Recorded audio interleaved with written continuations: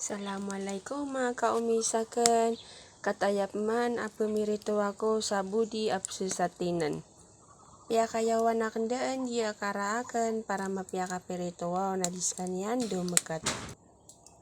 Mga kaumisakan kataya so budi adie sulambe apipo para nakan abudi nakagia medyo matumal imanto ng baloy nakan pisa sate with sitaw. Kata su sitaw binyayawakan mambo na di mambo budi na inuman na nakan pansa palapa para mas mapetaam na diya pakapsusug na kanaya umis akan mga kaumis akan para makapag-mix sira na mapiaka perituon adi mi parak or mi kalatso sitaw. Diya na first time akan na aya panggulaulaan ay pemiritoon mga kaumis akan itry akan na ya pero masarap pa ya ka subudi na mapitaam.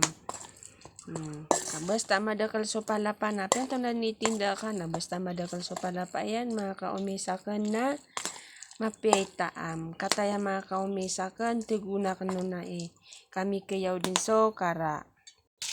Kataya mga kaumis akan namiyaw luga kanon din so mga padiyan. Yeah, klidin ka kami lutod na ya kami kagenggenak tap keluto yang ka kasasargan so karaakan mga kaumisakan ini mga kaumisakan na mapinitaam kami kapiapay baw sigurado ako katan yinan kadali gumawa ng pisa sa ating budi. First time ata to na marinate na may budi na pwede sa satinan ba kataya mga kaumisakan katayas kanya na magaan din maluto ang mga padiyan na darandaan na ya tilakpan sa ipagumanon ka sayang sumantika katan kalid na kanundaan na ya ka medium yag brown. Pasensya na mga kaumisakan ko kung saan napupunta ang video kay diba kang pan-stand para sa cellphone. Diya mga kaumisakan na wag kalimutan i-share sa mga lagi tino ang mga umi katayam ya luto na mga kaumisakan yaga na ya maluto katan itabi natin dyan at ibaliktad ito katan siran. So mga kaumisakan, diya busak muto mana para mapamirito ang pirpia. Basic lang.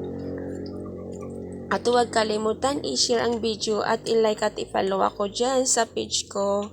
Balasang kanuruno ala mga kaumisakan sana na kaya babayaan nyo diya ini-share akan imanto abudi apisa sa atin with sitaw. So langon o di maninindaan na lagi da ka na dinyandi pesaan na kailangan na marami tayong paraan para hindi tayo malogi. Isa dyan yung pisa sate. Kailangan na pag 2 araw na sudagangan ka asda na ipakayong ka din na banga din sa sate na para di ka malogi. Kamapya panitaam so pisa sate lagi daya. Na dito mga kaumisakan, bye bye.